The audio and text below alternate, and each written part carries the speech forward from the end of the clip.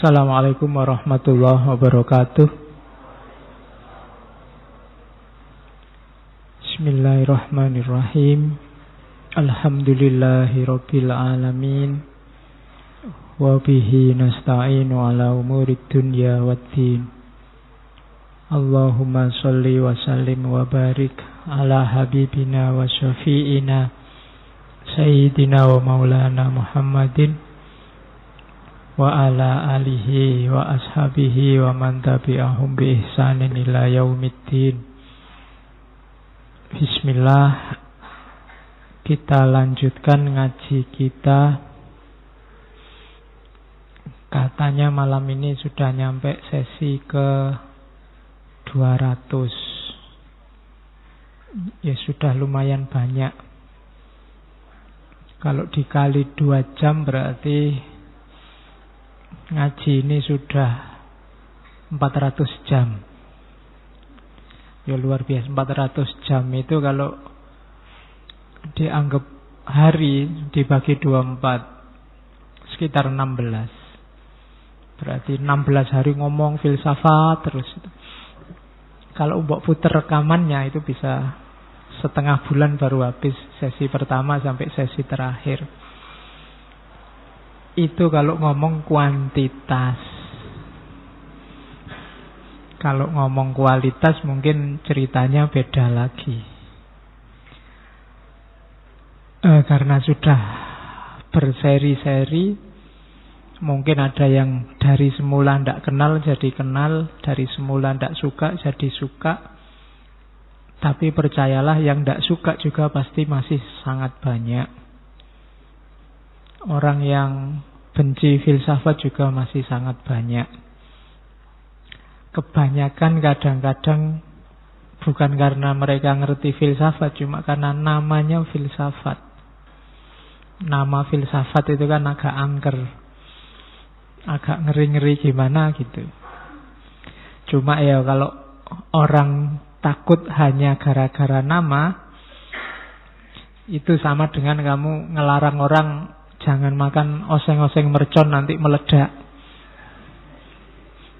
Jangan makan rondo royal nanti kamu tergoda loh.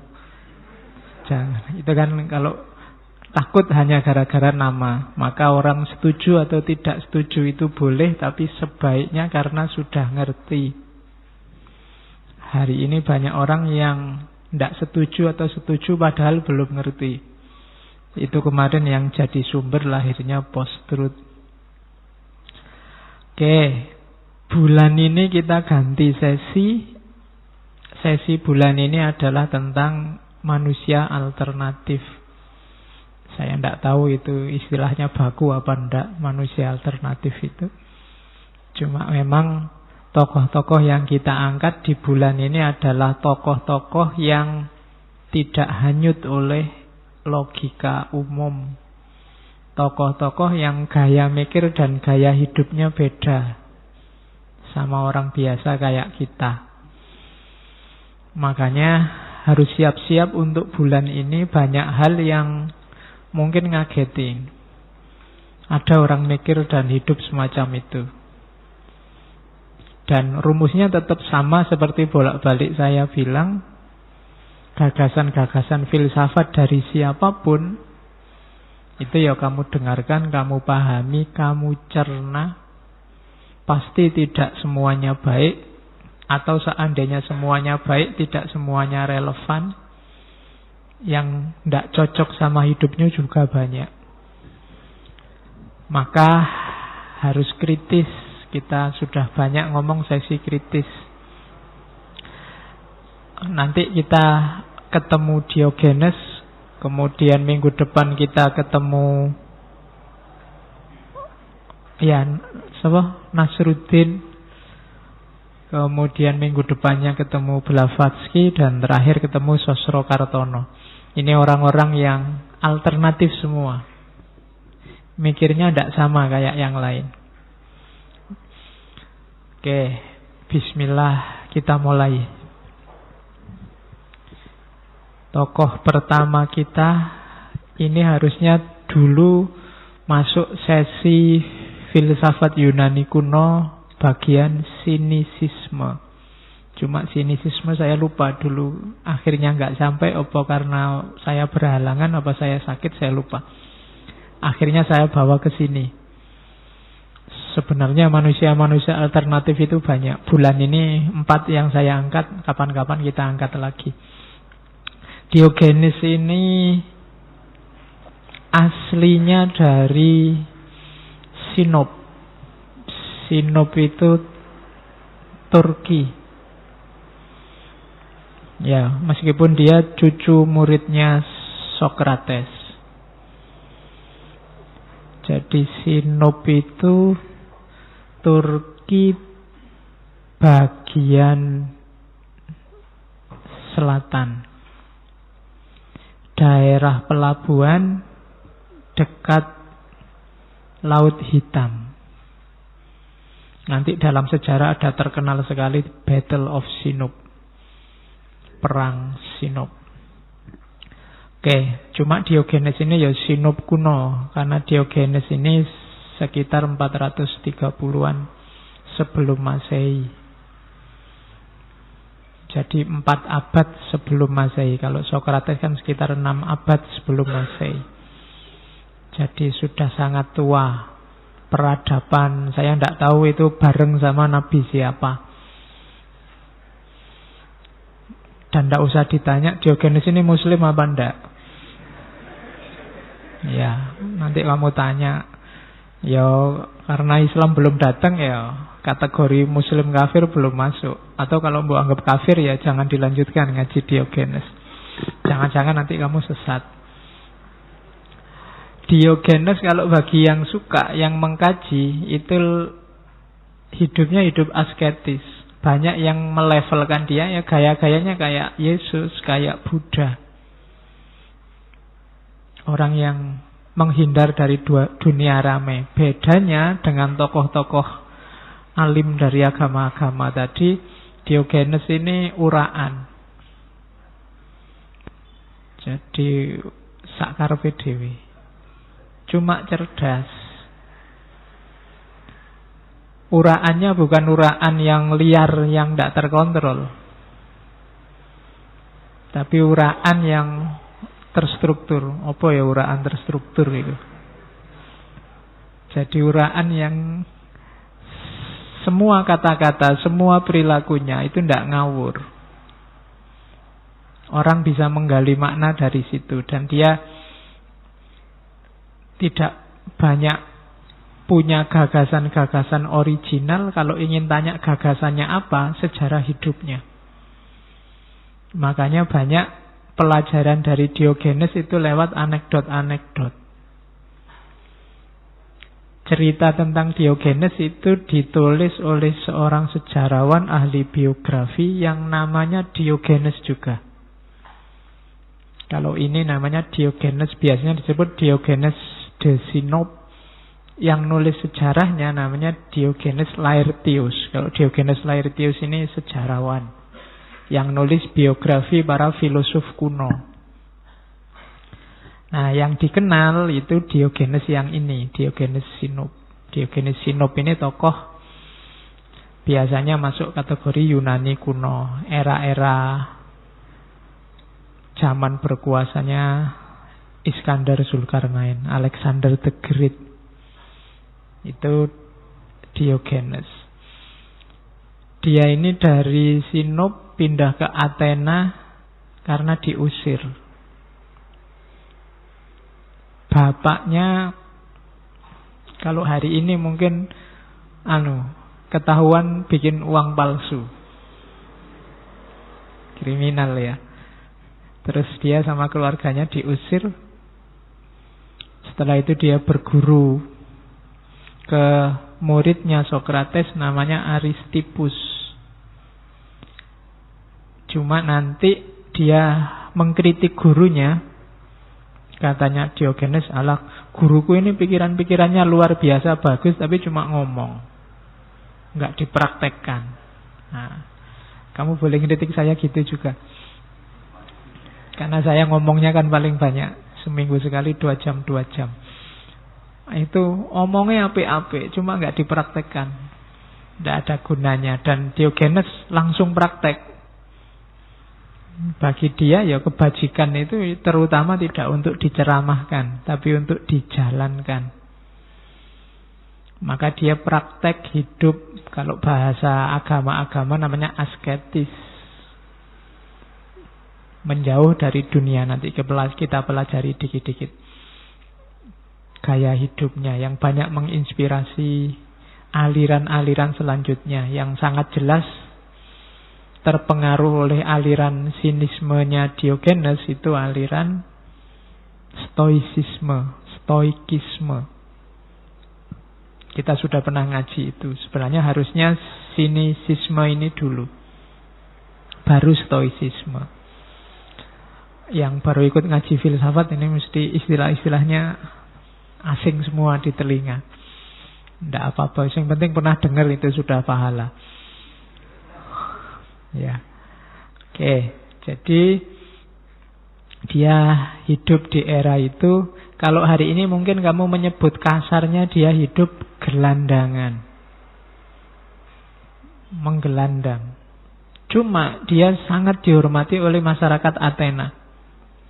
Kalau ngomong ceplas-ceplos, ndak takut apapun, sampai nengarepe Alexander the Great pun dia berani ngomong sakarepe dhewe.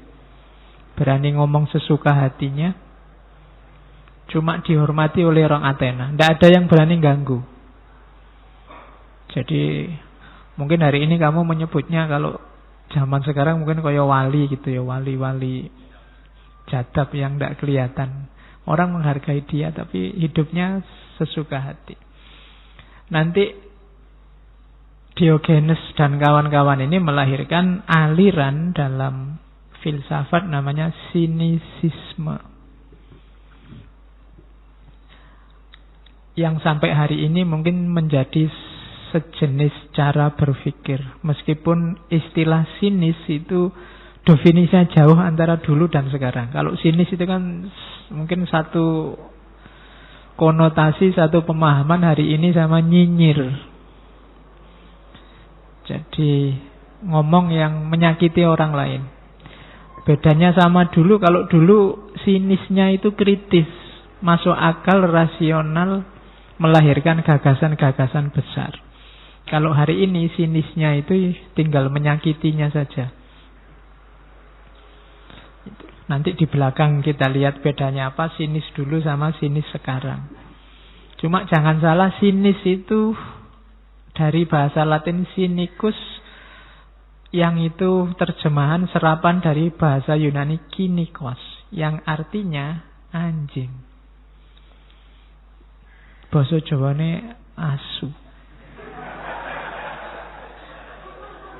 Iya, jadi kalau kamu ingin tahu filosofi, jangan salah. Berarti besok kalau kamu misuh-misuh itu ada filosofinya. Jadi malam ini kita belajar filsafat anjing. Karena kinikos itu artinya seperti anjing. Jadi, dan memang Diogenes gelarnya adalah si anjing. Nah, tak jawab kok kuasar terus malam ini, mesuh terus. Ya. Sekarang kan bahkan anjingnya sudah hilang. Kamu kalau komentar kan ganti anjay, ganteng, anjir, kacang, apa? Kalau kamu komen itu isinya kan gitu-gitu. Oke. Sinis itu cara menjalani hidup pertama-tama, bukan cara berpikir. Meskipun include di situ cara berpikir. Pilarnya 3. Yang pertama apatheia, yang kedua paresia, yang ketiga anaidea. Bahasa Yunani semua. Apatheia itu nanti kalau diserap bahasa Indonesia jadi apatis. Cuma kata-kata apatis dalam bahasa Indonesia konotasinya jelek. Padahal tidak selalu jelek. Apatheia itu secara letterlek berarti ketidakberubahan atau keheningan atau situasi tidak terpengaruh Apakah itu oleh penderitaan, rasa sakit, kesedihan, hal-hal duniawi, pokoknya sejenis itu. Jadi kondisi yang sudah mantap, yang mungkin kalau agama dekat sama istiqomah, sudah tidak goyang lagi. Itu apatheia. Tidak ketipu lagi sama dunia, tidak jatuh cinta lagi sama kenikmatan indrawi. Itu ciri apatheia. Jadi orang mensinisi masyarakat yang masih tertipu, itu namanya apatheia. Orang yang sudah mantep itu kan ketawa lihat yang masih labil. Nah, itu orang yang mantep ini namanya apatheia. Itu pilar pertama sini. Jadi sebelum sinis harus mantep dulu. Orang harusnya tidak mensinisi sebelum dia mantap. Pribadinya mantap, kediriannya. Yang kedua, kalau sudah apatheia, baru dia berani parhesia. Parhesia itu tidak takut, tidak malu kalau ngomong apapun yang dianggap benar. Itu kondisi kedua. Makanya sering menyakitkan. Karena kebenaran itu kadang-kadang menyakitkan. Kan ada ceritanya sufi yang menghadap seorang raja. Yang satu ketika raja ini minta, "Mbok sufi, saya kasihlah nasihat hikmah kebenaran." Katanya sufi, "Janganlah, kalau saya ngomong kebenaran, telinga sampean tidak akan kuat mendengarnya." "Tidak apa-apalah. Ya kalau gitu besok siang saya ngomong kebenaran, saya akan datang lagi ke istana." "Oh baik kalau gitu, pangeran-pangeran, pejabat-pejabat saya suruh ngumpul biar mendengarkan kebenaran." Begitu besoknya sufinya datang ke istana, "Ayo sekarang kebenarannya apa? Kita ingin mendengarkan." Katanya sufi, "Sampean raja akan mati. Pangeran-pangeran ini juga akan mati. Pejabat-pejabat ini ya mati kabeh." Itu kan rajane terus ngamuk, "Kurang ajar, kamu disuruh ngasih kebenaran malah mengutuk." Katanya sufinya, "Loh, yang ngutuk siapa? Sampean kan nanti juga mati. Pangeran-pangeran ini juga mati semua." Tapi kan menyakitkan. Makanya rajane tidak kuat. Sama kata-katanya sufi tadi kan, kamu tidak akan kuat mendengarnya. Nah, orang yang mampu ngomong kebenaran, tidak malu, berani dalam situasi apapun, itu dia punya kualifikasi parhesia. Itu ciri kedua dalam sinisisme, pilar kedua. Kalau sudah dirimu mantap, kamu akan berani. Kalau masih ada takutnya, masih ada malu-malu secara sosial yang tidak proporsional, itu berarti masih ada pamrih, masih tergantung macam-macam. Masih ada yang dipertimbangkan selain kebenarannya. Berarti belum mantap, masih labil, tidak bisa parhesia. Kalau sudah berani ngomong parhesia, nanti masuk ke yang ketiga. Ke yang ketiga, anaidea. Kalau tadi kan cuma ngomong, kalau ini melakukan juga. Kalau menurutmu masyarakat itu keliru dan kamu merasa dirimu benar, kamu ngomong berani dan menjalankan yang beda dengan orang lain juga berani. Itu anaidea. Dan hanya pemberani yang bisa. Tidak gampang. Yang lain mewajibkan sekolah, kuliah, yang ini tidak wajib. Siapa yang bilang? Cari ilmu wajib, tapi sekolah, kuliah tidak. Itu kan alternatif. Jadi berani melakukan yang berbeda dengan orang lain. Ini dia nyampe makom namanya anaidea. Kalau ngomongnya namanya parhesia. Cuma bekal untuk itu namanya apatheia. Nah, mantapkan dirimu dulu, baru nanti kamu boleh dan berani ngomong dan bertindak sesuai yang kamu anggap benar. Kalau kamu sendiri belum mantap, ya tidak bisa. Kamu untuk ngomong bebas atau bertindak bebas.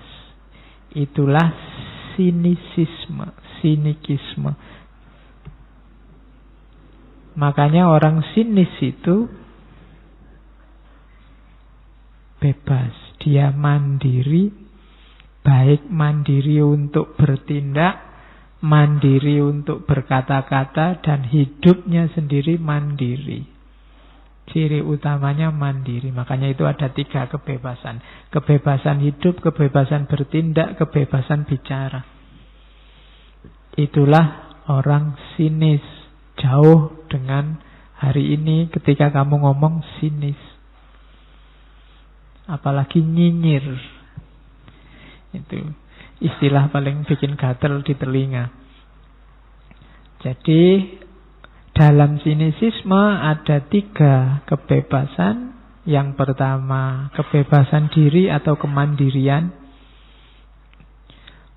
Swasembada kemandirian itu.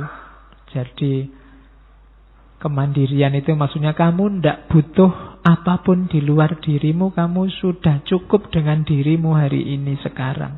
Itu mandiri. Kalau kamu masih tergantung, masih butuh dengan yang di luar dirimu, kamu belum mandiri sebenarnya. Zaman dulu Orde Baru itu sudah siap-siap mau mandiri. Mau tinggal landas. Cuma nggak jadi. Zaman itu. Saya tidak tahu Indonesia sekarang sudah mandiri apa belum. Sudah. Dulu terkenal sekali istilah swasembada. Swasembada itu berarti bisa mencukupi dirinya sendiri, tidak butuh yang lain. Kalau dirimu sudah merasa bahwa aku cukup dengan diriku sendiri, orang lain tidak butuh, kamu sudah nyampe ke level kedirian tertinggi. Kalau dalam dunia tasawuf, kamu sudah sangat dekat dengan Allah. Kalau agama kan nyuruhnya Allahus Somad. Hanya Allah tempat kita bergantung.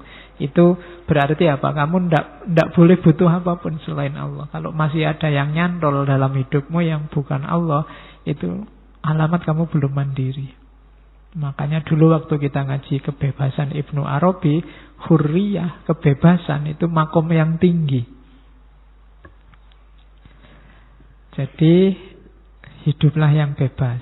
Hidup bebas itu ternyata bukan kamu bisa melakukan apa saja sesuka hatimu, tapi hidupmu yang tidak tergantung apapun, engkau cukup dengan dirimu sendiri. Itulah kebebasan. Cuma ini berat. Kalau sekedar kamu boleh melakukan apapun, itu gampang. Kalau tidak percaya, kamu nanti pulang masuk kamar, ingin melakukan apa saja kan bisa. Kamu mau nyopot baju, mau joget-joget, mau banting-banting, tidak ada masalah. Bisa, ternyata gampang. Yang susah itu membuat dirimu tidak terikat oleh apapun di luar dirimu. Membuat dirimu swasembada. Aku cukup dengan aku. Tidak butuh yang lain. Aku bahagia, aku sedih, aku gembira, itu cukup dengan aku sendiri. Tidak karena yang lain. Itu kalau kamu nyampe level ini, kamu ada di level tasawuf yang tinggi. Namanya hurriyah. Jadi sinisisme ternyata ya nyambung-nyambung sidik sama tasawuf. Oke, pilarnya ternyata kemandirian. Yang kedua itu. Nah, kalau ingin tahu gambaran hidupnya Diogenes itu, dia hidupnya tidak di rumah, biasanya tidur di kuil atau dia punya gentong bekasnya anggur, namanya Pitos. Dia hidupnya di situ. Dan ya karena hidup gelandang di kota, dia dekat sama anjing-anjing. Makanya dia dipanggil si anjing. Tidak apa-apa ya, di masjid gambarnya tidak pakai baju. Ya untung cowok. Sudah lama kita tidak ketemu filosof perempuan. Nanti kita angkat lagi. Jadi cuma tidak pakai gambar.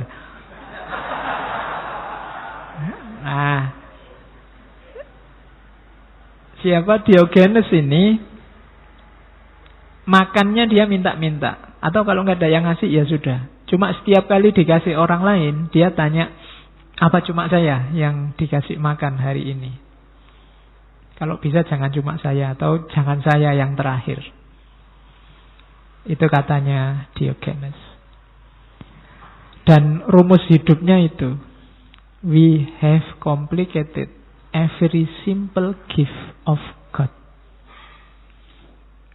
Penyakit kita apa katanya Diogenes? Kita itu membuat rumit, membuat ruwet anugerah Tuhan dalam hidup kita yang sebenarnya simple.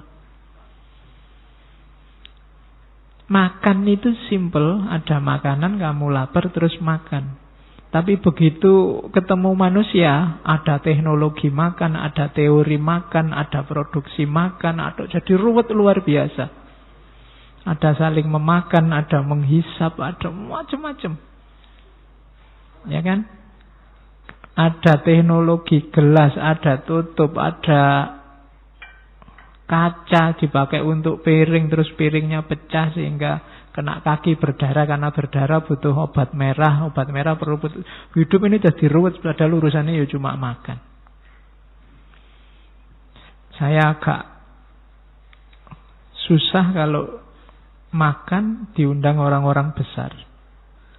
Aturannya kan agak jelimet itu, duduknya ditata.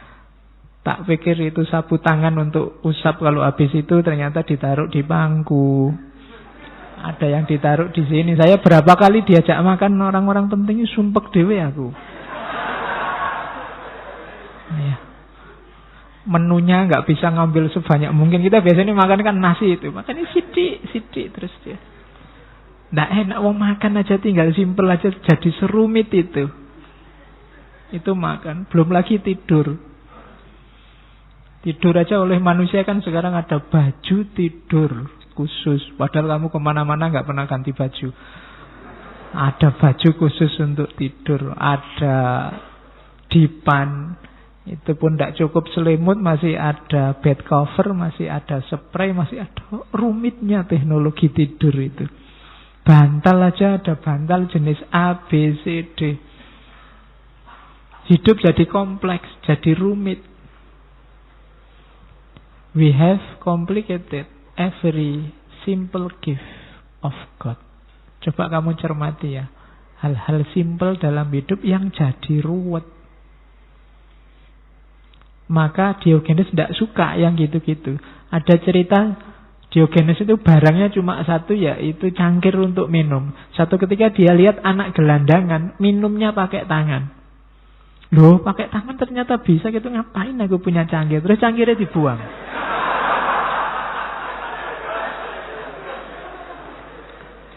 Ya kan?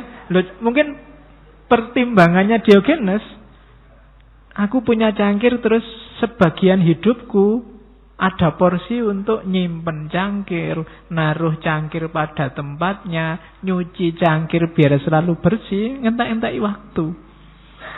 Ternyata pakai tangan aja bisa kok.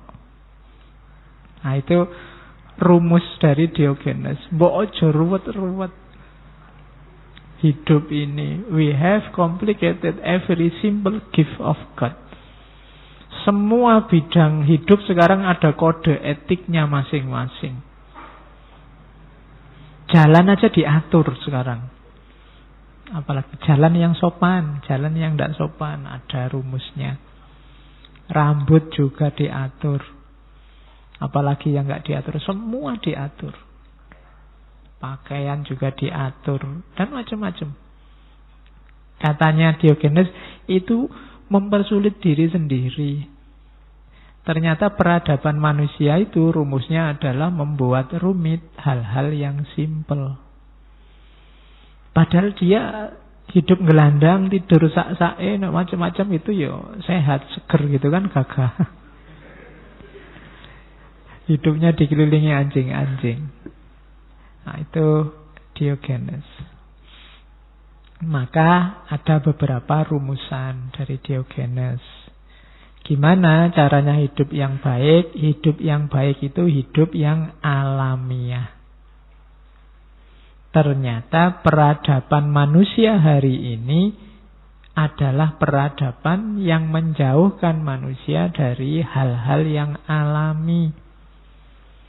Adat istiadat, budaya itu bikinan manusia, membuat ruwet hidup manusia, yang itu dibikin oleh manusia dengan rumus cari enak.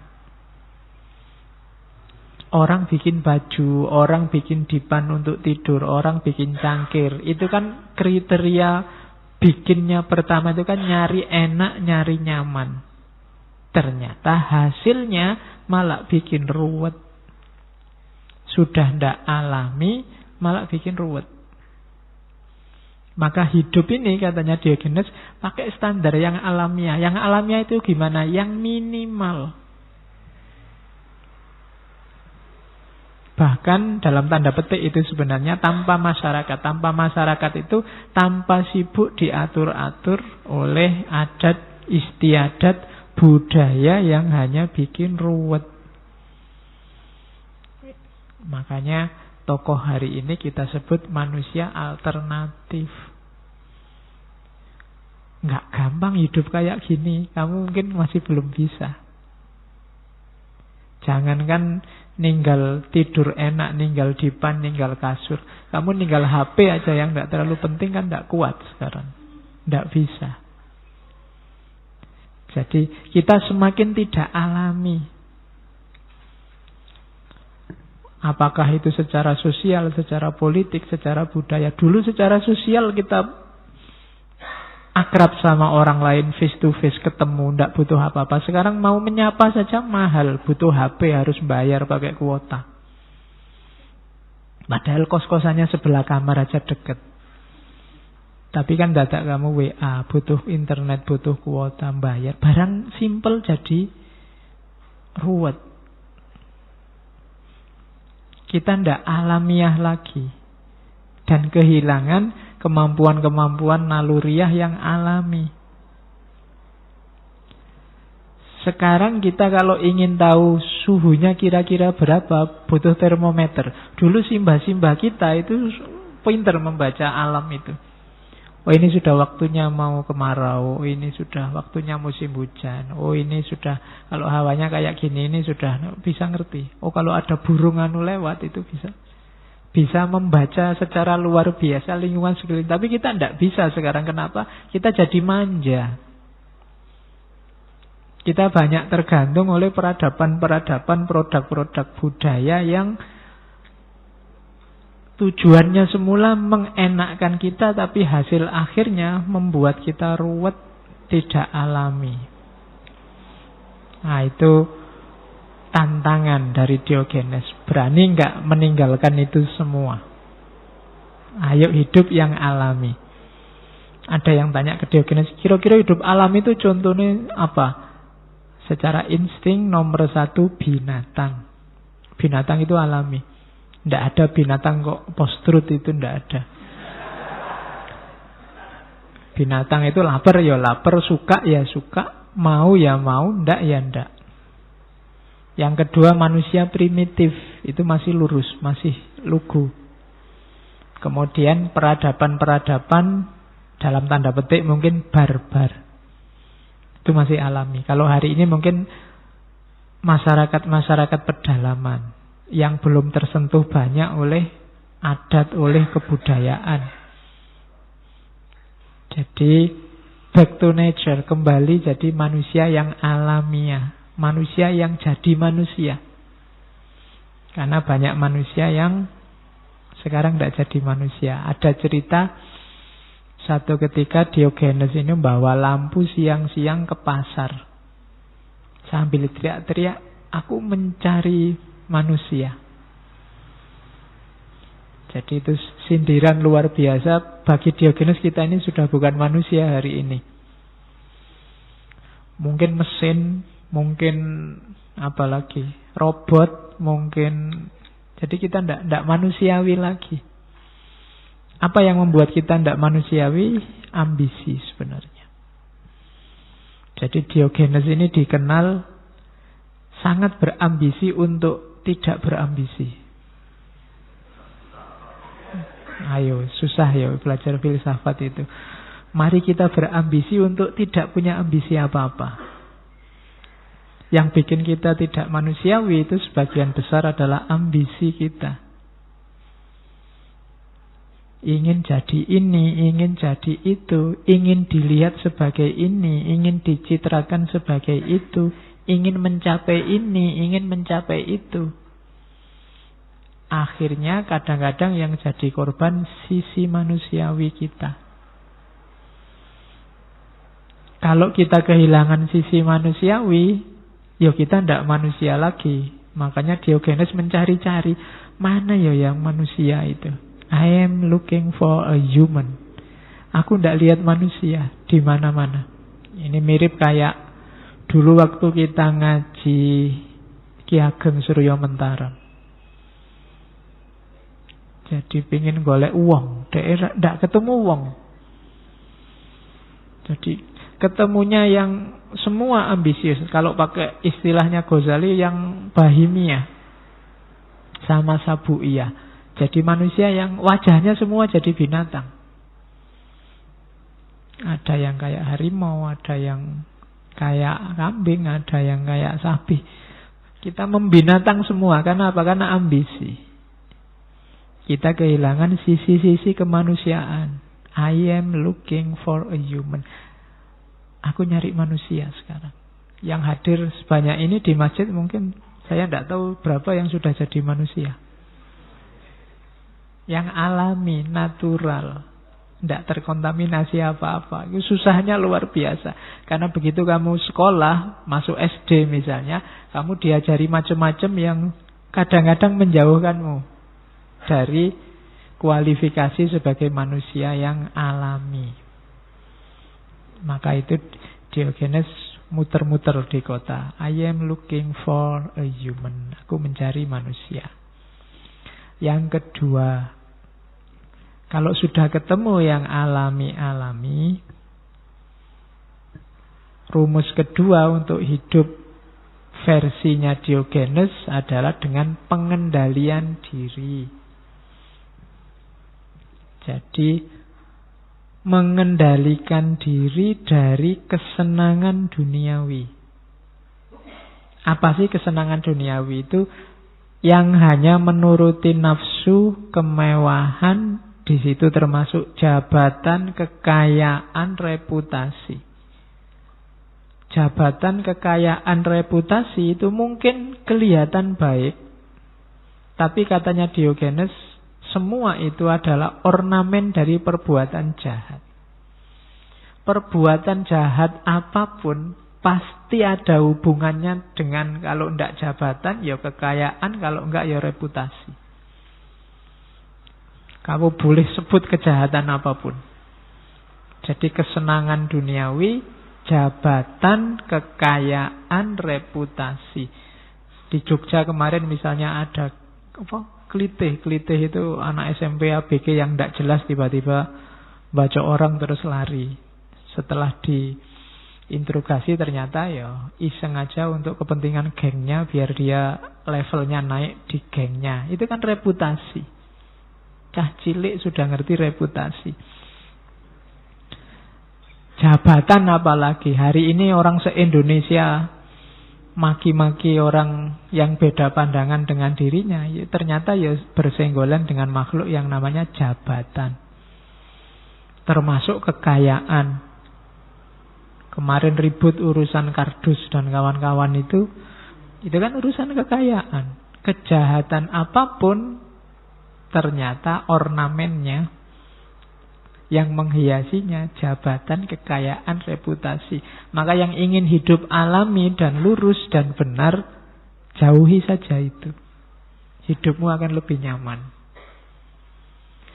Kamu kan mimpinya selalu kaya, tapi kalau Diogenes kebalikannya, jangan mimpi jadi orang kaya, malah repot.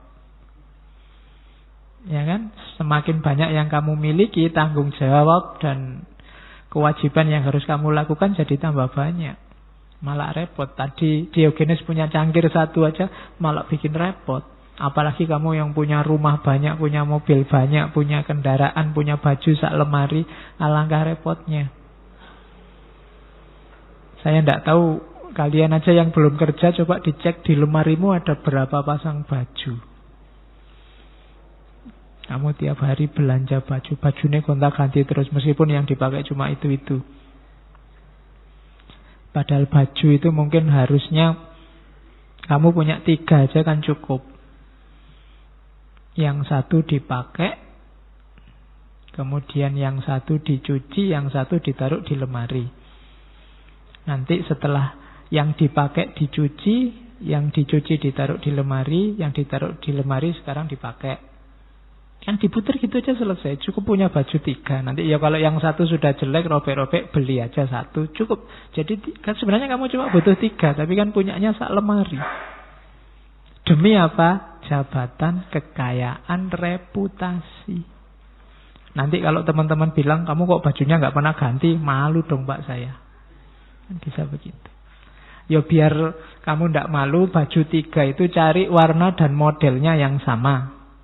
Nanti kalau ditanya, kamu kok nggak pernah ganti? Loh, 20 bajuku itu kayak gini semua. Jadi kelihatannya ndak ganti, tapi aku ganti ini. 20 bajuku persis karena aku suka yang kayak gini. Kan selesai. Gara-gara reputasi uangmu habis banyak. Kayak anak sekolah itu loh. Tiap tahun ajaran beli buku tebel-tebel banyak. Buku tulis berapa. Kayak kamu kuliah itu loh. Beli gaya nih. Wah ini tahun ajaran baru beli buku. Mending kelas tidak pernah nyatet. Kamu cuma fotokopi. Banyak yang mubadir.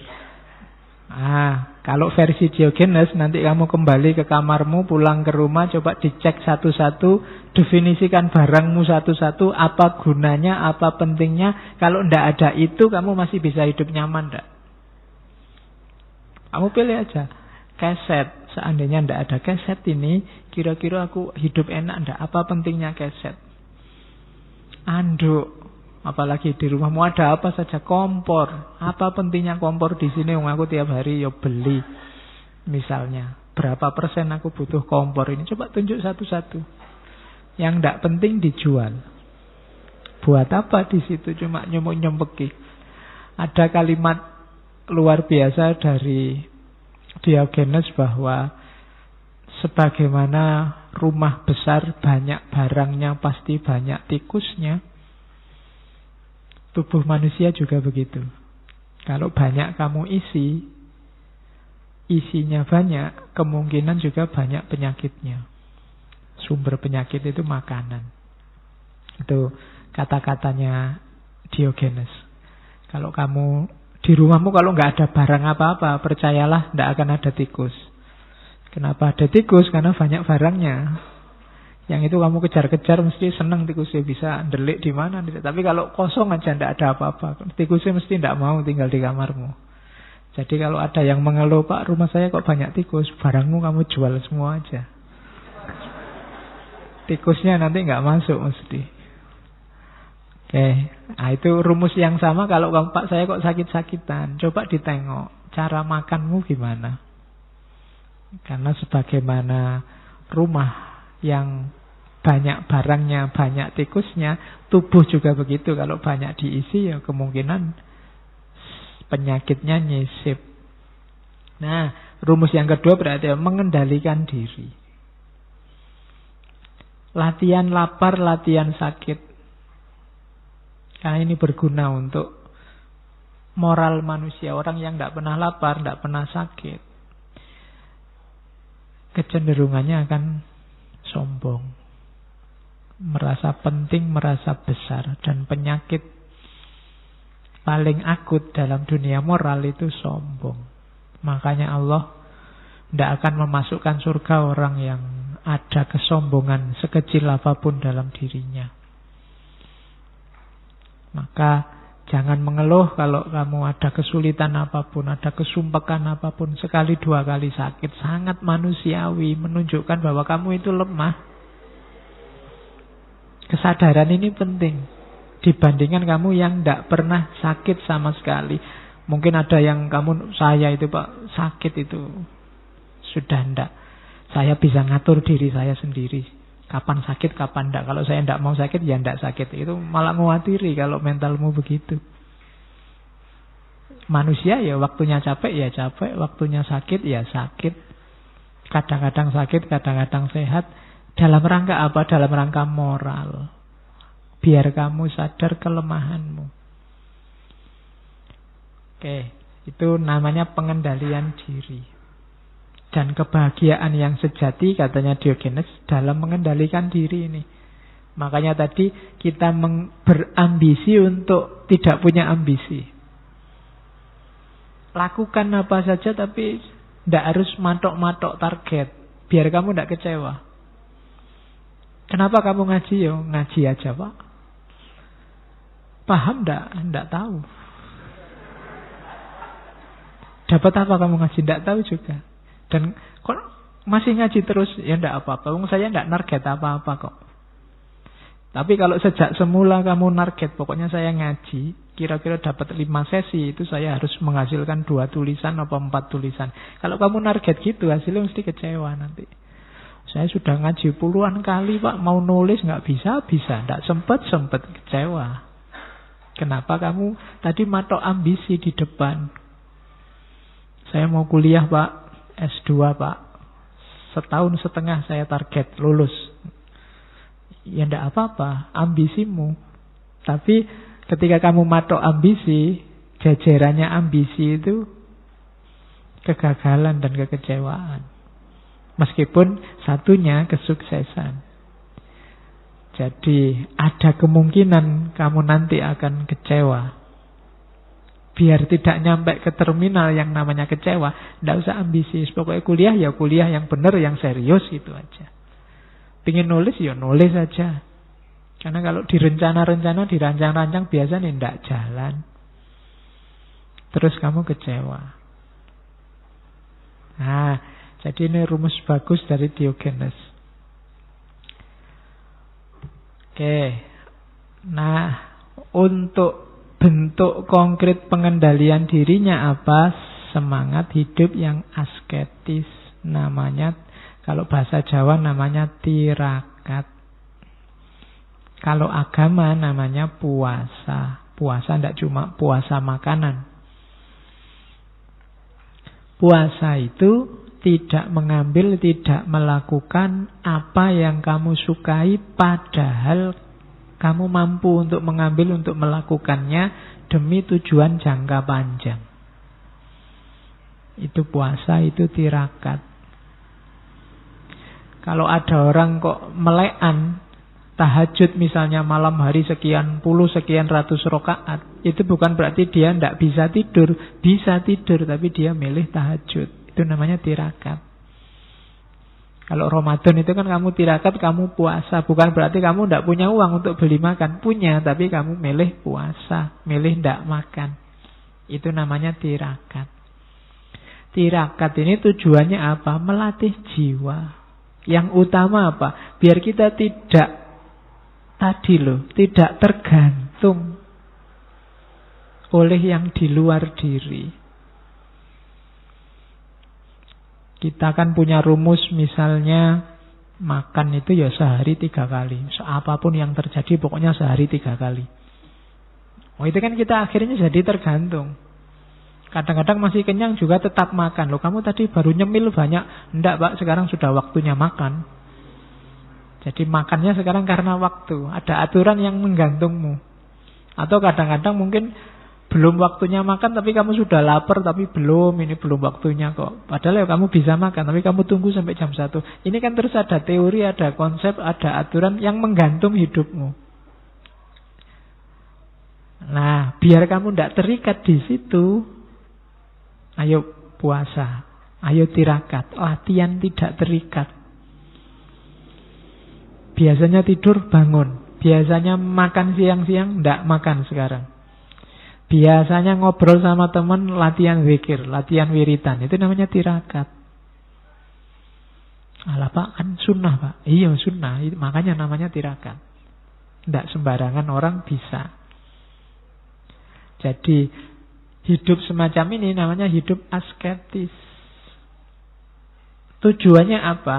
Tidak jatuh cinta sama dunia. Tidak terikat oleh dunia. Kita kan banyak mewajib-wajibkan yang tidak wajib.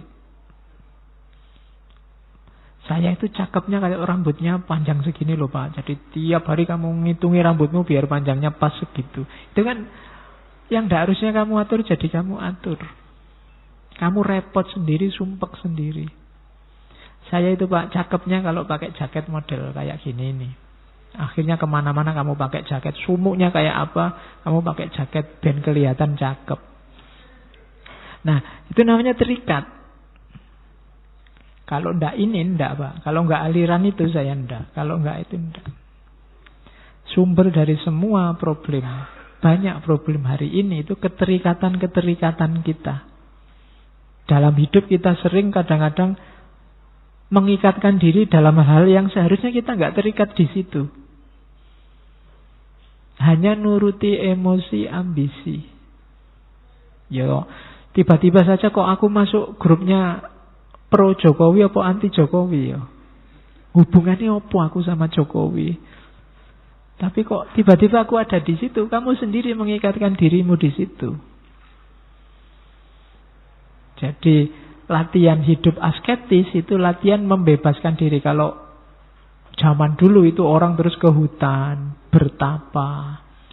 Kalau dalam Islam namanya uzlah. Itu melatih diri, melatih jiwa. Biar apa? Biar tidak banyak terikat oleh dunia. Itu yang dilakukan oleh Diogenes. Cuma Diogenes tidak lari ke hutan, di tengah kota, tapi hidup di dalam tong, di dalam timba besar. Tidur di situ. Terus kalau ada orang lewat bawa makanan, dia minta. Hidupnya dikelilingi anjing-anjing dan seterusnya. Oke.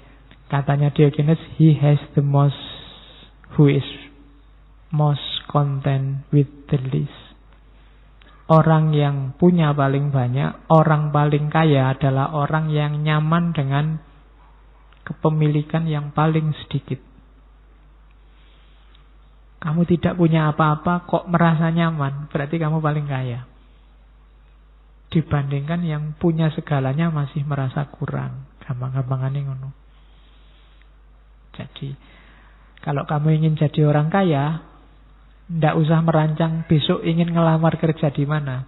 Latihlah mentalmu untuk bisa menerima yang sedikit. Bersyukur dengan minimal yang kamu miliki hari ini. Saat ini juga kamu jadi orang kaya. Ndak usah nunggu besok. Kesuwen. Kamu ngerancang-ngerancang ngelamar kemana-mana, nanti ndak diterima, terus nangis, stres, sumpek. Kalau sekedar ingin kaya tujuanmu. Kaya itu kan tidak urusan kuantitas sebenarnya. Urusan orang merasa cukup dan merasa lebih. Maka katanya Diogenes, rumusnya makanya jangan keluar tapi ke dalam. Terimalah apapun kondisimu hari ini, maka kamu jadi orang kaya, sudah selesai. Oke, itu tambahan rumus yang lain. Ada quote-quote-nya. It is the privilege of God to want nothing and of God-like man to want little. Jadi keistimewaan Tuhan, itu Tuhan tidak butuh apa-apa. Karena Tuhan yang menciptakan segalanya. Yang membuat Tuhan istimewa kan itu. Lam yalid wa lam yulad. Enggak terikat sama sekali oleh dunia. Tuhan tidak butuh apa-apa. Dan keistimewaan para God-like men, manusia yang seperti Tuhan, para wali adalah one little, butuhnya sedikit saja. Itu yang membuat mereka istimewa. Ada sindirannya, wong dia orang sinis, nek ngomong kan ceplas-ceplos. In a rich man house there is no place to spit but his face. Di rumahnya orang kaya tidak ada tempat untuk meludah kecuali wajahnya. Ya. Oh itu ya kamu rumuskan sendiri ya tafsirnya. Jadi orang kaya itu kan rumahnya bagus, barang-barangnya semua bagus. Mulai dari taman sampai dapur belakang itu kan kinclong semua. Jadi tidak ada tempat untuk meludah. Satu-satunya tempat meludah adalah wajahnya. Itu kalimatnya nyelekit untuk mengkritik kekayaan. Maka jangan jadi orang kaya. Nanti kamu membuat dirimu jadi wajahmu layak untuk diludahi orang. Oke, itu sinisnya si Diogenes pada orang kaya. Cuma dia tidak cuma ngeritik, karena hidupnya sendiri memang hidup yang swasembada. Hidup yang cukup dengan dirinya sendiri. Kalau dia tidak hidup semacam itu, dia ngomong kayak gini, tidak ada orang percaya. Cuma karena dia hidupnya juga semacam itu, ketika dia ngomong semacam ini, ya orang percaya saja. Itu bedanya sama kita. Kalau kamu yang ngomong, wong duitmu akeh, kamu tiap hari berlebih-lebihan di macam-macam, kamu ngomong kayak gini, tidak ada tempat meludah di rumah orang kaya kecuali wajahnya. Ya, berarti wajahmu juga gitu. Orang ngomongnya bisa begitu. Jadi ini rumus dari Diogenes. Terus gelarnya adalah, tadi saya sudah singgung di depan, si anjing. Ya kalau dia orang Jawa mungkin panggilannya jadinya Su. Ya celuannya memang gitu. Satu ketika ada orang yang marah. Ini orang baik-baik kok dipanggil anjing. Tapi katanya Diogenes, loh, enggak, kamu juga harus manggil saya anjing. Diogenes itu nama depanku, nama belakangku memang seekor anjing. Jadi namaku itu Diogenes Asu. Nah, cuma katanya Diogenes, loh, tapi aku anjing yang baik. Anjing dari keturunan terhormat yang menjaga dan melindungi sahabat-sahabatnya. Jadi kalau kamu dipisui orang, dasar kamu anjing. Ya, tapi aku anjing yang baik. Jadi anjing yang melindungi sahabat-sahabatnya. Satu ketika dia ditanya, kok bisa ya orang manggil kamu anjing? Katanya Diogenes, ya aku ini karakterku kayak anjing. Cuma ini perlu ditafsir kata-katanya. Aku mengibas-ibaskan ekorku di hadapan orang yang memberiku sesuatu, menggonggong di depan orang yang tidak memberiku apa-apa, dan membenamkan gigiku ke tubuh para penjahat, para bajingan. Itu tafsirnya apa? Yang pertama, aku akan berterima kasih kalau ada orang memberiku sesuatu, membawa manfaat dalam hidupku. Dan aku akan menggonggong. Menggonggong itu mengingatkan, mengagetkan orang-orang yang tidak memberikan apa-apa, orang-orang yang macet, orang-orang yang mandek, orang-orang yang pasif, orang-orang yang tidak produktif. Dan akan aku gigit orang-orang yang jahat, orang-orang yang merusak. Inilah filosofinya anjing. Jadi mengibas-ngibaskan ekor, menggonggong dan menggigit.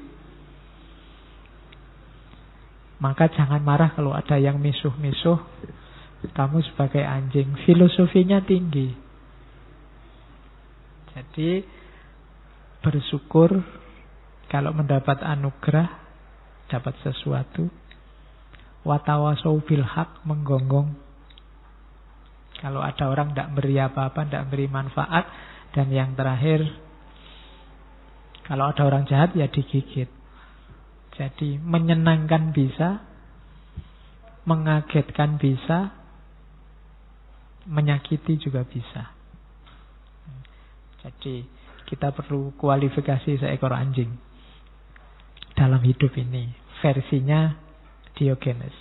Satu ketika dia ngomong juga, kalau anjing lain yang digigit musuh-musuh mereka, tetapi aku menggigit sahabat-sahabatku untuk menyelamatkan mereka. Jadi untuk mengingatkan. Kata-katanya kadang menyakitkan, tapi untuk menyelamatkan. Kalau tidak gitu tidak sadar-sadar. Maka katanya Diogenes, panggillah aku, tetap panggillah aku anjing, tidak apa-apa. Satu ketika ada orang-orang kaya yang nggoda Diogenes. Ya manggilnya anjing, ini makanan gitu. Terus Diogenes datang, makanannya diambil, terus orangnya dikencingi. Orangnya marah-marah, kamu kok malah ngencingi aku? Loh, aku kan anjing. Jadi dikencingi kan biasa aja, anjing kan memang suka kencing. Jadi terus itu gayanya Diogenes memang begitu. Makanya dia dipanggil si anjing. Yang jadi cikal bakal aliran namanya sinisisme. Nah, ini juga kritiknya Diogenes pada masyarakat, pada orang-orang pinter, termasuk gurunya. Katanya Diogenes, menjadi orang baik itu tidak bisa hanya paham tentang kebaikan atau ngomong tentang kebaikan.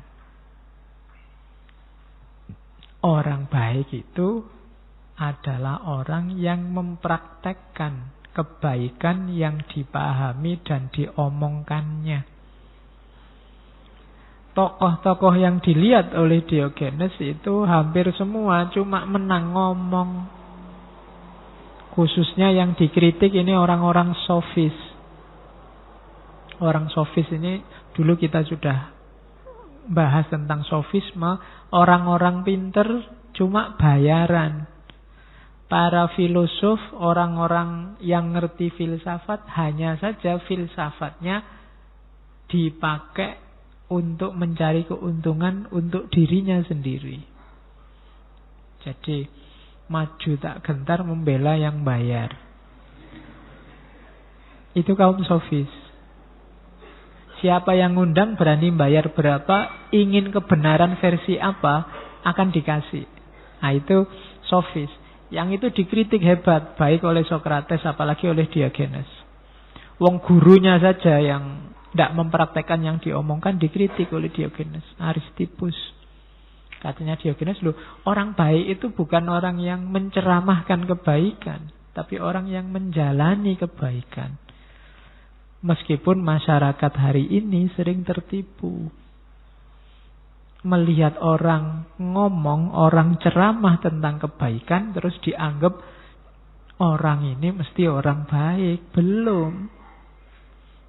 Orang baik itu tidak diukur dari kata-kata dan ceramahnya, tapi dari perilakunya.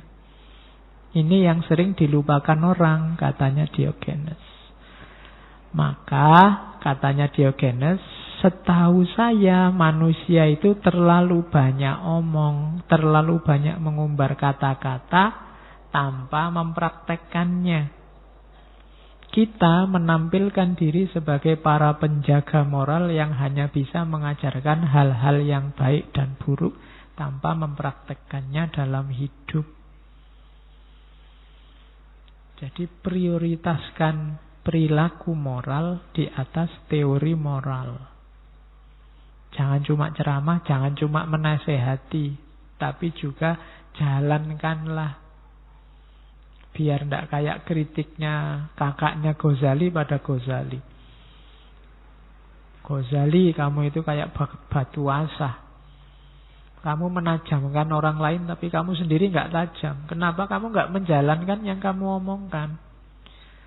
Ceramah tentang tasawuf, ceramah tentang tirakat, ceramah tentang laku, ceramah tentang sholat malam, macam-macam. Dewe nggak pernah. Buat apa? Orang yang kamu ceramai sukses dekat sama Allah, tapi kamu sendiri macet. Itu yang bikin terus Ghazali kelimpungan, terus mengembara kurang lebih 12 tahun untuk menjalani laku. Nah itu beratus abad sebelumnya sudah disindir oleh Diogenes. Jadi orang yang menceramahkan kebaikan itu belum tentu orang baik. Karena ukurannya baik atau tidak orang yang menjalankan kebaikan. Maka Diogenes ajarannya tidak lewat buku, tidak lewat teori, tapi lewat hidupnya sendiri. Ketika dia mengajarkan orang hiduplah secara alamiah, itu dia sendiri hidup secara alamiah. Hidup jangan berambisi, dia juga tidak punya ambisi apa-apa. Itulah Diogenes. Ya sama kan kayak Nabi kita Rasulullah. Itu kalau ditanya akhlaknya seperti apa? Seperti Quran yang berjalan. Tidak usah capek-capek nyari tafsirnya. Gimana jadi muslim yang berakhlak. Sudahlah, tiru saja kehidupan Nabi. Seperti itulah yang diinginkan oleh Al-Quran. Oke, kita lanjutkan dawuhnya Diogenes. Itu sindirannya ya. Mereka yang mulutnya selalu menyampaikan kebajikan, namun tidak peduli dengan prakteknya, itu seperti harpa. Harpa itu alat musik yang menghasilkan suara yang menyenangkan orang lain, sementara dirinya sendiri tidak ngerti tentang musik, tidak menikmati musiknya. Ya harpa yang kayak gitar besar itu kan. Jadi kayak gitarnya sendiri yang keluar dari gitar itu suara yang indah, tapi gitarnya sendiri tidak menikmati yang lain, yang di luar dirinya.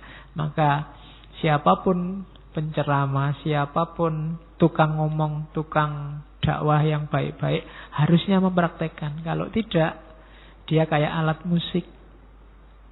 Kalau sindirannya Al-Quran, kaburo maktan. Jadi isone cuma ngomong tapi tidak bisa menjalankan. Oke, terus. Nah, ini yang unik. Katanya Diogenes, waktu ditanya, Diogenes, kamu itu orang mana sih? Aku itu warga dunia. Aku bukan orang Athena, aku bukan orang Yunani, aku adalah warga dunia. Diogenes nanti dipandang sebagai yang menginisiasi lahirnya kosmopolitanisme. Jadi manusia itu pertama-tama lihatlah sebagai warga dunia. Levelnya sama, sederajat, semuanya mulia. Tidak ada manusia yang tidak mulia, termasuk manusia yang kamu benci. Dia juga manusia yang mulia. Kalau kasar-kasarannya, kalau dalam Islam semuanya keturunannya Nabi. Nabi Adam. Jadi kalau keturunannya Nabi kamu sebut Habib, wis kuwabe iki Habib berarti. Keturunannya Nabi Adam. Kita semua warga dunia, kita sama-sama saudara.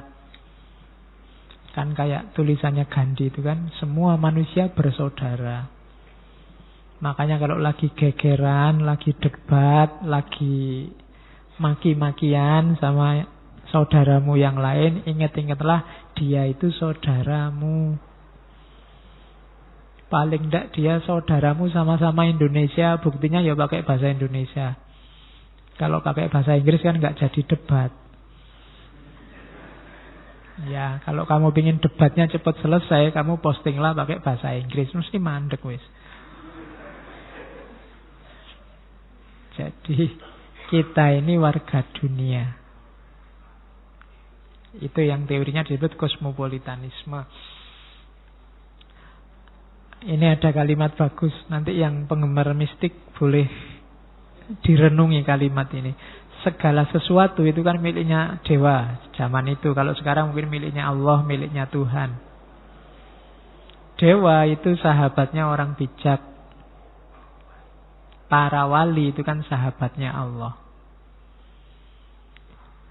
Jadi Allah sahabatnya para wali, wali sahabatnya Allah. Miliknya para sahabat itu dipakai bersama. Jadi miliknya Allah itu berarti kan juga miliknya para wali. Kenapa? Para wali sahabatnya Allah.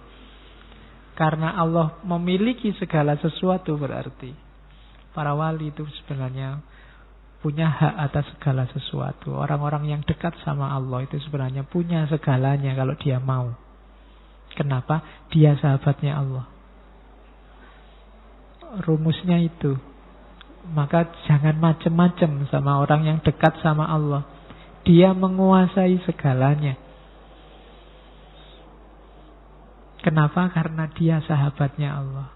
Dan sahabat itu kan berbagi. Kayak kamu di kos-kosan sak kamar, kalau sudah sahabat, bajuku ya bajumu, sepatuku ya sepatumu, siapa butuh silakan pakai. Rumusnya pokoknya diikhlaskan saja, saling rela, kan itu. Dengan rumus ini berarti karena para wali, orang-orang bijak itu adalah sahabatnya dewa, sahabatnya Allah, berarti mereka sebenarnya hakikatnya punya segalanya kalau mau. Cuma para wali kan gak mau apa-apa selain Allahnya sendiri. Kebalikannya kita mau segalanya selain Allahnya saja. Kelemahan kita kan di situ. Milih mana dikasih segalanya kecuali Allah, apa dikasih Allah dan tidak segalanya. Kalau kita mungkin jawabnya masih segalanya dulu lah Pak, besok-besok Allahnya, mesti ngono. Kalau para wali kan enggak, Allah saja, yang lain enggak penting. Kayak Diogenes itu semua yang duniawi enggak penting. Semua keterikatan duniawi enggak penting. Oke. Terus Diogenes ini sering dibandingkan sama Sokrates. Mungkin Diogenes ini agak trauma melihat Sokrates dihukum mati. Ternyata orang baik, orang benar yang menyampaikan kebenaran itu juga bahaya. Sokrates kan dituduh meracuni pikiran anak-anak muda. Maka Diogenes ganti gaya. Sebenarnya gagasan-gagasannya sama kayak yang disampaikan oleh Sokrates. Cuma dia ganti gaya dengan gaya selengean dan uraannya. Dengan gaya guyonannya. Jadi orang tidak marah kalau guyon. Kalau stand up comedy itu kan kalau maki-maki orang, orangnya kan tidak marah. Kalau mengkritik orang, menjatuhkan orang, orangnya kan tidak marah. Itu gaya guyon. Tapi kalau di luar stand up kan orang bisa tawuran itu diomongin kayak gitu. Nah itu yang dipakai oleh Diogenes. Kalau Sokrates gayanya, gelarnya Sokrates itu kan gadfly. Gadfly itu pengganggu. Orang ditik-tik terus suruh mikir, apa yo, kamu itu bener kayak hidupmu sekarang. Itu kan Sokrates. Sehingga dianggap meracuni anak muda. Nah, kalau Diogenes, katanya Plato, Diogenes itu Sokrates gone mad. Sokrates yang edan. Jadi versi gilanya Sokrates itu Diogenes. Ngomongnya sak karepe dhewe, tapi penuh hikmah kata-katanya. Gaya hidupnya juga penuh hikmah. Kalau Sokrates dia bertanya, tanya jawab serius, diskusi serius. Kalau Diogenes enggak, ngelucu, ngomong yang aneh-aneh, mengagetkan orang. Itu gayanya Diogenes. Kalau Sokrates mengarahkan manusia dalam rutinitas dan tradisi, kalau Diogenes menawarkan antitesisnya hidup. Kalau Sokrates mengklaim dirinya citizen of polis, warga kota. Kalau Diogenes citizen of the world, warga dunia.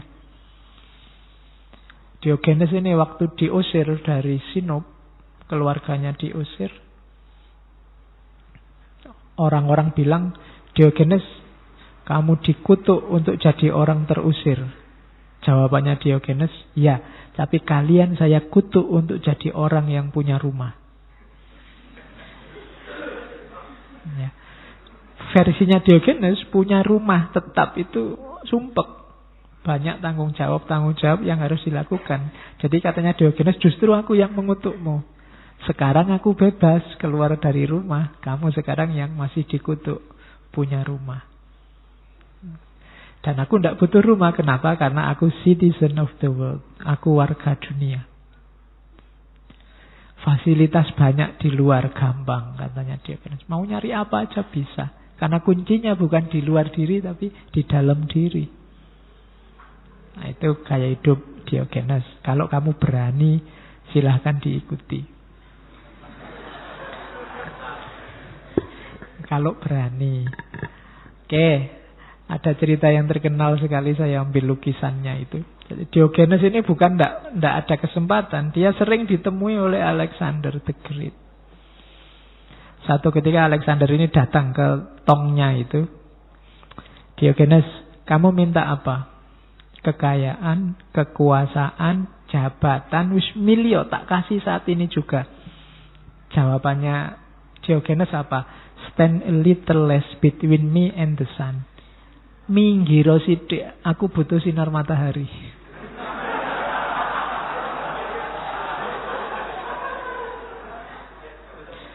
Jadi dia cuma butuh sinar matahari. Sampean ngadeg di depanku malah ketutupan, mataharinya minggir.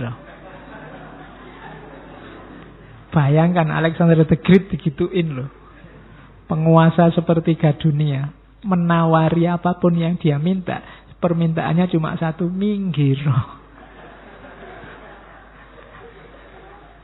Karena kamu berdiri di depanku itu nutupi matahari. Jadi ini yang tidak bisa kamu kan. Tiba-tiba Jokowi datang padamu, kamu mau apa? Kamu dikai sepeda, wis senenge setengah mati. Iya. Kalau Diogenes cuma, Pak minggir Pak, jangan di depan saya. Aku butuh sinar matahari ini. Jadi, oke. Oh, kalau kamu bisa kayak gini luar biasa. Makanya dia manusia alternatif. Jarang orang kayak gini. Itu saya bawa anekdotnya itu. Satu ketika pas dia di kuburan, dia nyari-nyari tulang. Kebetulan ada Alexander. Kamu nyari apa Diogenes di kuburan? Aku nyari tulang belulangnya ayahmu. Tapi susah aku membedakannya dari tulang belulangnya para budak. Manusia kalau sudah jadi tulang sama saja. Meskipun yang satu raja, yang satu budak. Dan nanti di banyak kesempatan Alexander ini suka sama Diogenes. Meskipun wongnya sakarepe dhewe nanti. Ada banyak nasihat-nasihat dari Diogenes yang saya tidak bisa bawa ke sini. Kapan-kapan saya bawa. Ada tokoh yang bahas Diogenes, mistikus unik juga. Sebenarnya harusnya masuk manusia alternatif, namanya Osho. Tokoh spiritual juga. Itu dia bahas banyak nasihat-nasihatnya Diogenes pada Alexander. Kapan-kapan kita angkat Osho. Sampai Alexander itu bilang, kalau aku bukan Alexander, males aku. Maka aku adalah Diogenes. Jadi dia ingin jadi Diogenes. Setelah dia ngomong gitu, Diogenes ngomong, kalau aku bukan Diogenes, aku berharap aku Diogenes. Ya kan? Lo itu orang yang sangat puas, sangat cukup dengan dirinya sendiri. Kalau kamu kan masih pingin jadi apa gitu. Mbok aku dulu lahir jadi anak Jokowi, kan sekarang punya bisnis martabak misalnya. Mbok aku, kamu kan mimpimu pingin jadi macam-macam. Tapi kalau Diogenes karena dia puas dengan dirinya sendiri. Kalau aku bukan Diogenes, ya aku pingin jadi Diogenes. Padahal tadi Alexander itu sudah merendahkan diri. Kalau aku bukan Alexander, aku pingin jadi Diogenes. Nah, itu menunjukkan orang yang, ya memang dia sudah puas dengan dirinya sendiri. Dan orang kayak gini pasti bahagia. Yang bikin kamu tidak bahagia kan kamu banyak tuntutan terhadap dirimu sendiri yang belum terpenuhi. Kalau Diogenes dia sudah puas. Suatu ketika Alexander ini ngobrol sama Diogenes. Diogenes ini, kamu itu ngapain sih kok nyerang ke sana kemari? Lu ya, saya ingin menaklukkan sana, menaklukkan sana, menaklukkan sana. Kalau sudah menaklukkan, ya sudah, selesai, targetku beres, aku bisa istirahat. Katanya dia, kalau cuma mau istirahat, mbak sudah istirahat sekarang aja, ngapain? Hasilnya apa? Nanti ada cerita katanya, karena terkesan dengan Diogenes ini, Alexander ini kan meninggalnya masih muda, umur 33-an tahun.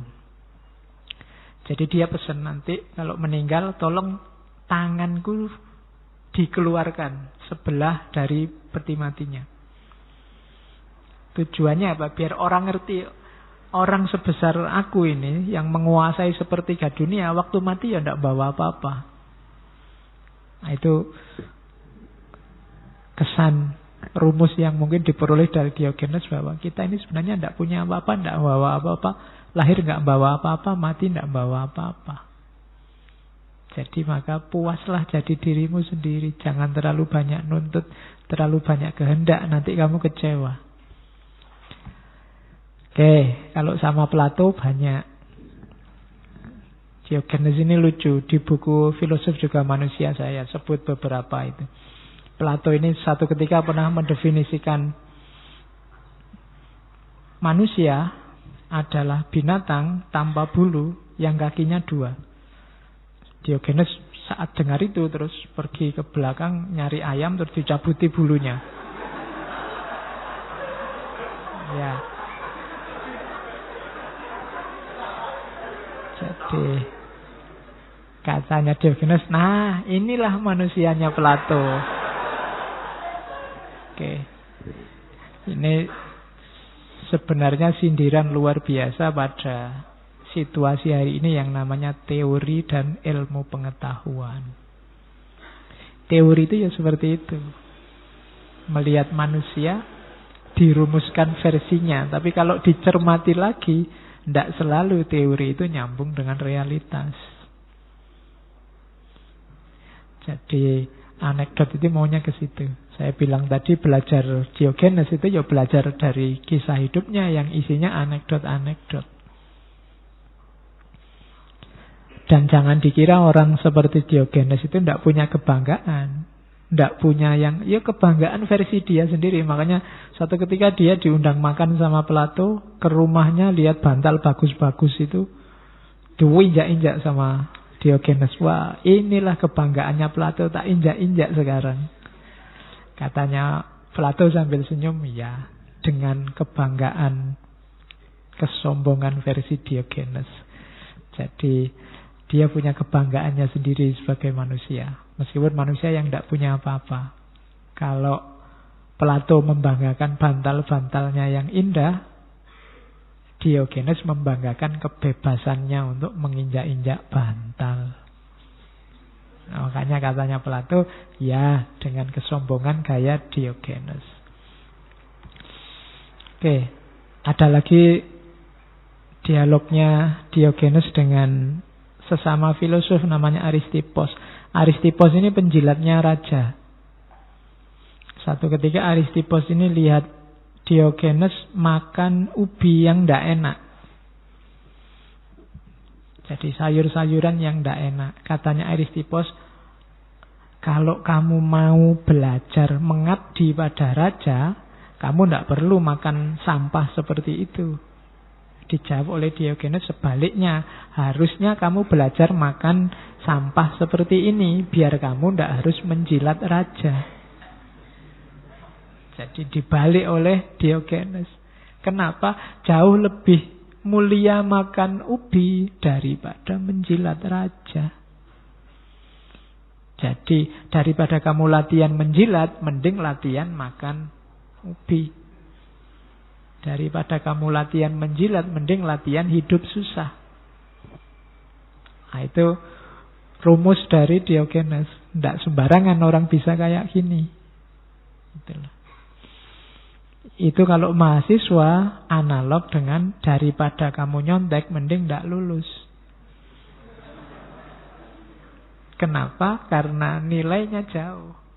Mending kamu latihan sabar tidak lulus-lulus daripada curang, mendekati dosen, dan macam-macam.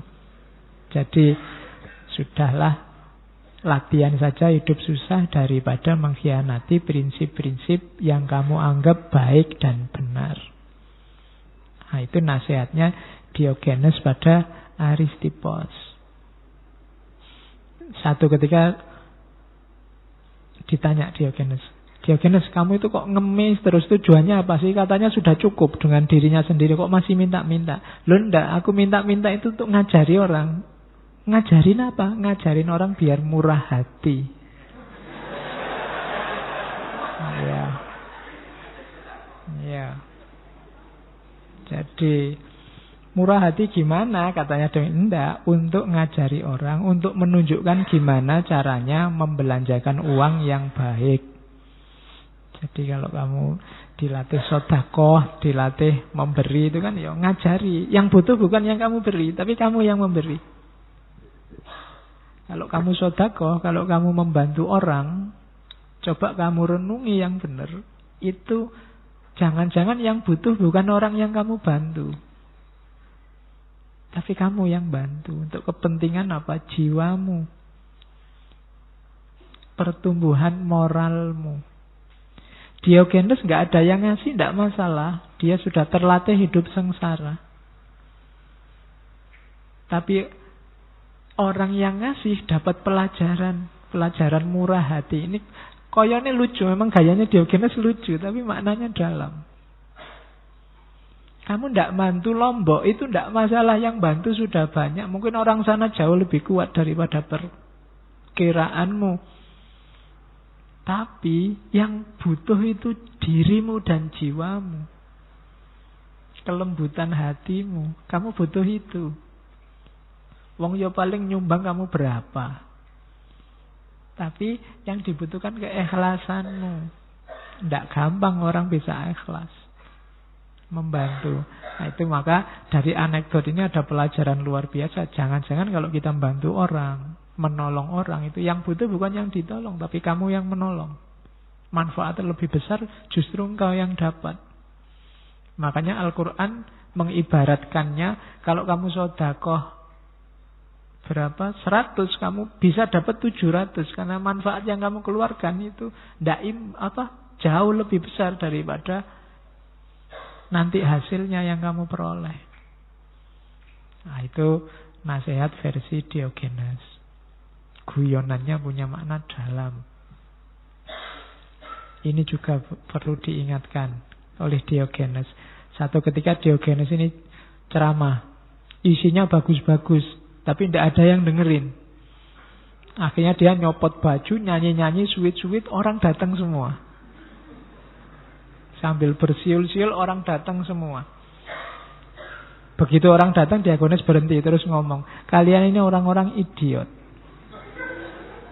Kalian tidak tertarik ada orang ngomong tentang kebijaksanaan, tentang hikmah. Tapi kalian segera datang kalau lihat ada penampilan-penampilan yang konyol. Oh, itu anekdot ini bisa kalian pakai untuk TV dan yang sejenisnya. Itu kan kayak ceritanya orang adzan subuh tidak ada yang datang-datang. Ditunggu lama nggak ada yang datang-datang. Akhirnya nyanyi aja di masjid. Begitu nyanyi orang kampung datang semua. Itu sama kayak Diogenes ini. Kalian ini orang-orang idiot semua. Dikasih yang enak-enak, yang baik-baik tidak datang. Kalau ada yang aneh, yang tidak jelas baik buruknya, malah semuanya ngumpul. Nah, itu kebijaksanaan dan kekonyolan. Ada lagi yang katanya Diogenes, suatu ketika dia ditanya orang, Diogenes, apa bedanya hidup dan mati? Tidak ada bedanya. Loh, kalau nggak ada bedanya, kamu kok milih hidup, ayo? Ya karena tidak ada bedanya itu.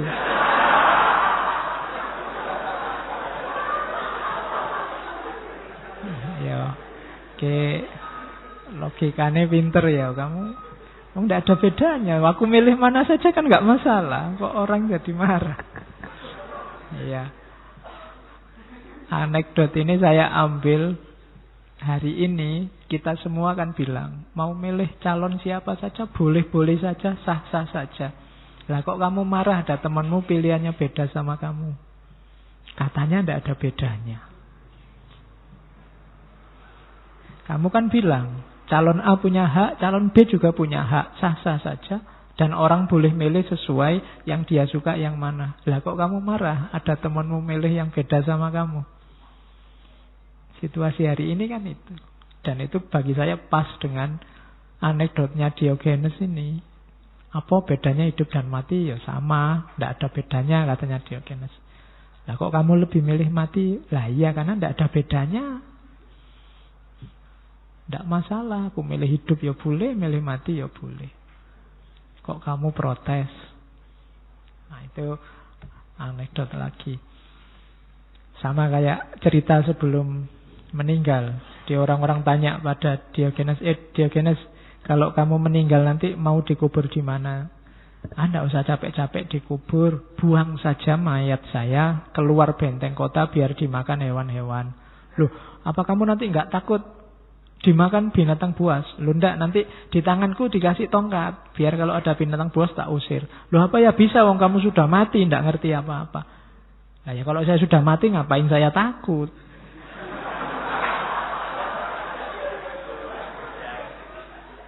Lah wong sudah mati ndak sadar ya ngapain? Lah kok ditanyain apa ndak takut? Yo. Jadi gaya ngomongnya kayak gini, Diogenes jadi lucu, jengkeli, tapi ada rahasianya, ada hikmahnya. Sampai tadi di cover paling awal itu kan itu patungnya Diogenes di kota Sinop yang jejer anjing, terus di atasnya ada tongnya, berdiri di atas tongnya. Oke. Saya bawa juga peribahasa yang sumbernya Diogenes. Beberapa sering kita pakai tapi kita tidak tahu sumbernya dari mana, ternyata dari Diogenes. Yang pertama, manusia adalah binatang paling cerdas tapi sekaligus paling tolol. Itu kalau bahasanya Al-Quran, mungkin manusia itu ahsanu takwim tapi kadang-kadang juga asfala safilin. Jadi yang paling konyol di alam semesta ini manusia. Meskipun manusia juga sebenarnya yang paling cerdas. Nah itu sindirannya Diogenes. Yang kedua, kita punya 2 telinga dan 1 mulut. Sehingga kita bisa mendengar lebih banyak dan bicara lebih sedikit, harusnya. Kalau ini sering dipakai orang ya. Karena telinga 2, mulut 1, harusnya kita ngomong dan mendengarkan itu lebih banyak mendengarkan. Kecuali pas ngaji ini. Kalau pakai rumus ini, saya harus lebih banyak mendengarkan. Saya tidak jadi ngomong, akhirnya ngajinya tidak jadi. Maksudnya dalam hidup sehari-hari, konkretnya kita harus, kalau ditarik-tarik lebih luas, kita harus lebih mau memahami orang lain dibandingkan memaksakan pandangan kita pada orang lain. Sumbernya ketentraman itu ada di mendengarkan. Kesediaan kita untuk memahami orang lain bukan dalam kekuatan kita, kemauan kita untuk meyakinkan orang lain tentang kebenaran kita. Itu nama lainnya itu. Biasanya mendengarkan ini seolah-olah simpel tapi berat. Kalau ada temanmu curhat, baru ngomong berapa kata aja kan kamu kesusu, selak pingin menasehati, selak pingin ngasih fatwa. Padahal mungkin dia cuma ingin didengarkan. Tidak butuh banyak nasihat. Kalau sekedar nasihat mungkin dia sudah ngerti lah. Hanya saja kita biasanya gatel, ingin segera ngasih nasihat. Yang ketiga ini bagus. Tidak ada orang yang dapat tersakiti kecuali oleh dirinya sendiri. Kalau engkau enggak mengizinkan, kamu tidak akan sakit hati oleh apapun. Yang membuat sakit itu dirimu sendiri. Pak, dia maki-maki saya. Iya, tapi kalau kamu tidak mengizinkan dirimu tersakiti oleh kata-kata makian itu, ya kamu tidak sakit.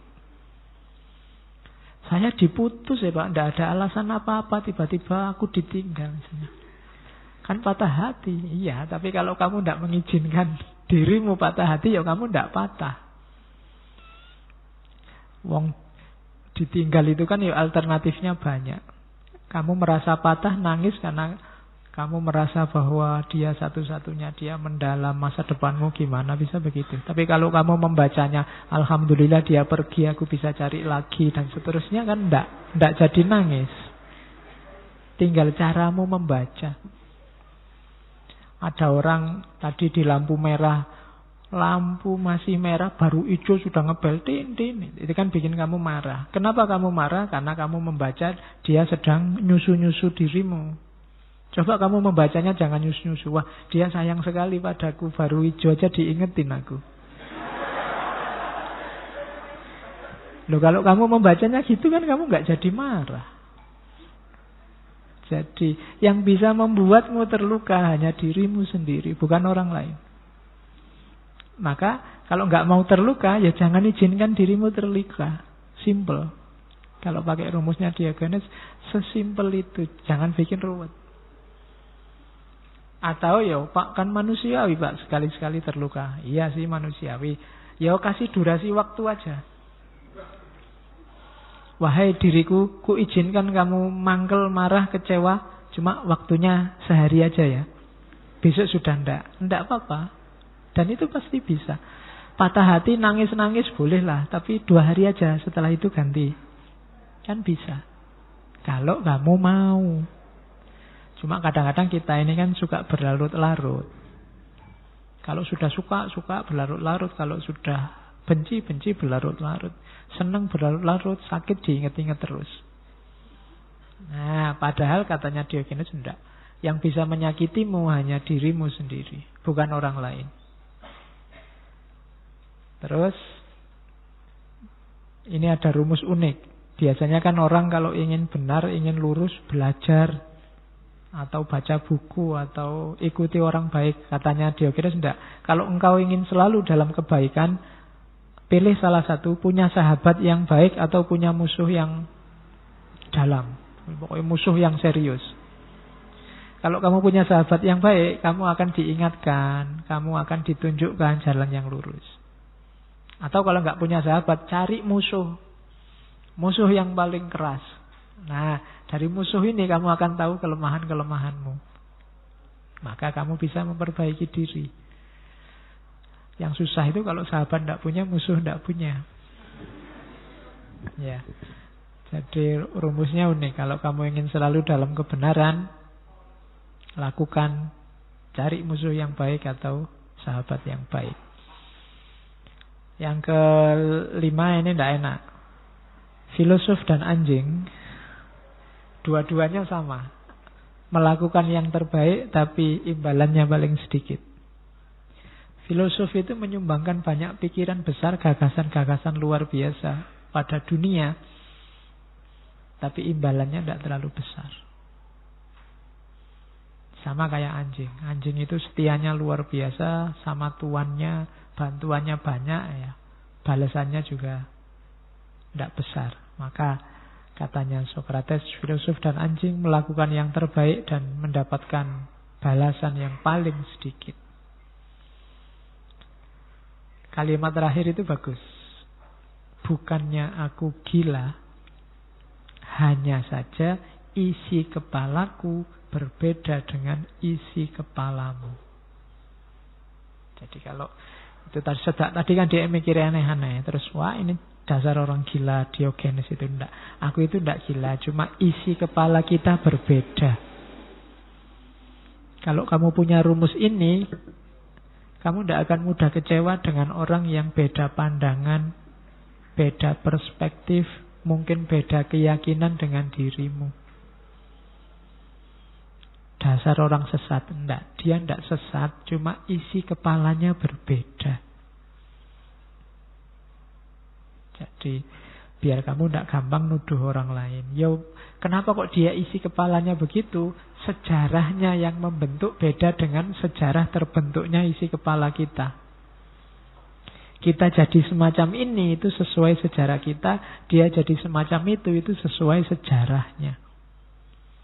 Maka bukannya aku gila, hanya saja isi kepalaku beda dengan isi kepalamu. Oke, terakhir saya bawa sedikit bedanya sinisisme dulu dan sinisisme sekarang. Jadi hari ini kan banyak orang-orang sinis.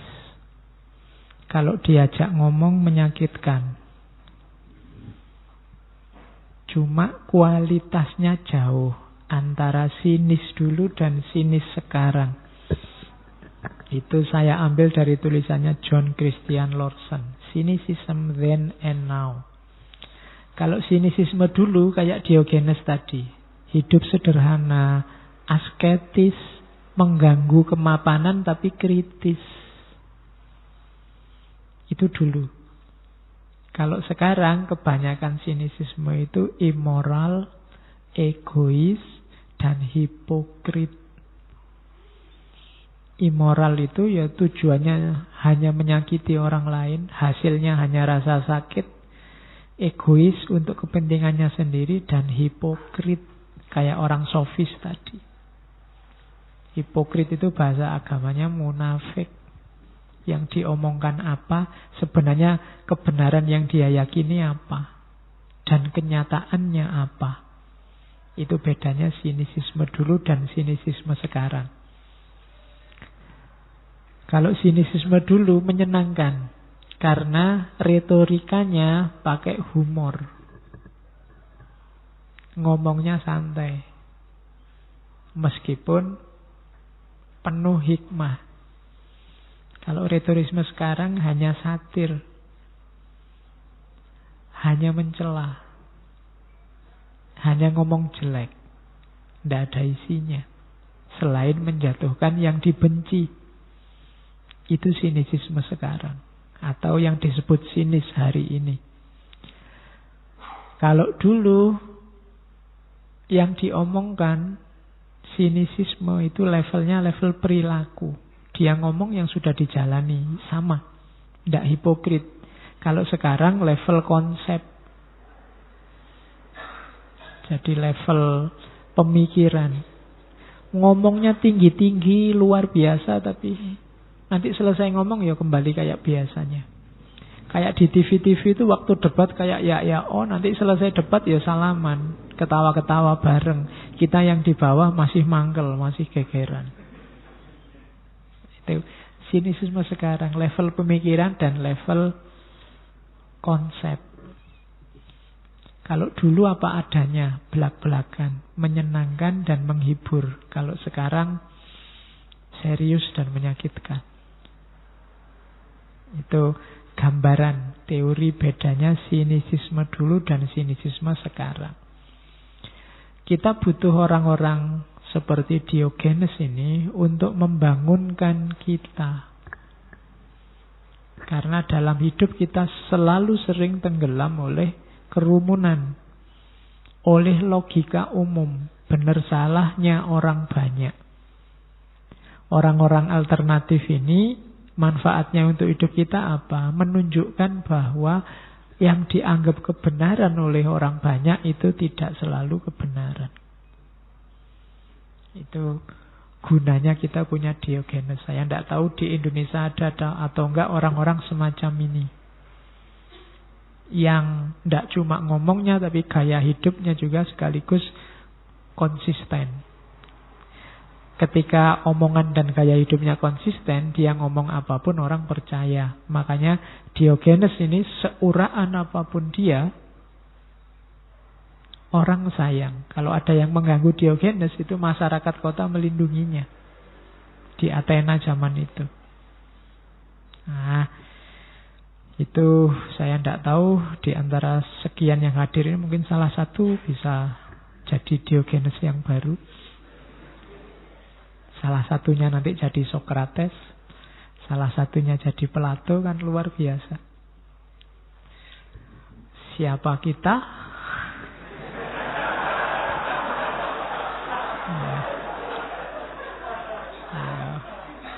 Kalau jawabannya Diogenes, warga dunia. Kita ini kosmopolit. Oke, saya kira itu Diogenes. Kurang lebihnya mohon maaf. Wallahul muwaffiq. Wallahu a'lam bissawab. Wassalamualaikum warahmatullahi wabarakatuh.